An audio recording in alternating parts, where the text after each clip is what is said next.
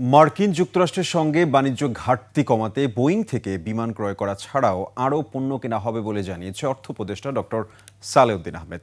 এতে বাণিজ্য ঘাটতি ও শুল্ক সমস্যার সমাধান হতে পারে বলে আশা করছেন অর্থ উপদেষ্টা। বিস্তারিত আকবর হোসেন সুমনের রিপোর্টে। কেসারেন শেকড় থেকে শিখরে। বাণিজ্য ঘাটতি কমাতে মার্কিন প্রতিষ্ঠান বোয়িং থেকে 25টি উড়োজাহাজ কেনার সিদ্ধান্ত নিয়েছে বাংলাদেশ।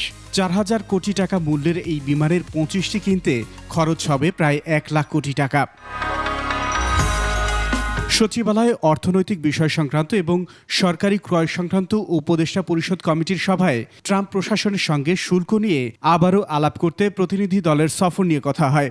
বাণিজ্য ঘাটতি ও শুল্ক কমাতে দর কষাকষির পাশাপাশি বোয়িং কেনার সিদ্ধান্ত হয় বৈঠকে।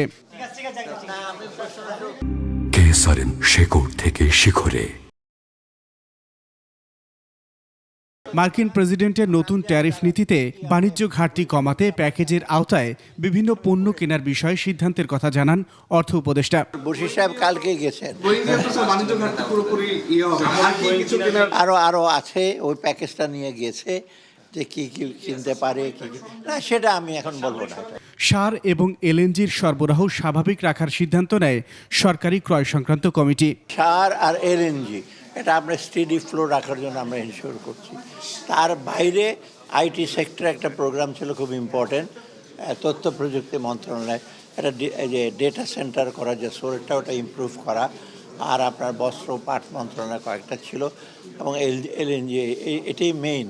সরকারি জমি কোনো প্রতিষ্ঠান বা ব্যক্তিকে প্রতীকী মূল্যে বরাদ্দ না দেওয়ার প্রস্তাবের কথাও জানান অর্থ উপদেষ্টা। এখন থেকে প্রতীকী মূল্যটা অ্যাভয়েড করব, যারাই নিতে চায় অর্থ দিয়ে নেবে, কারণ প্রতীকী মূল্য দিলে যারা নিয়ে যায় তারাও ঠিক এটাকে ইউটিলাইজ করা।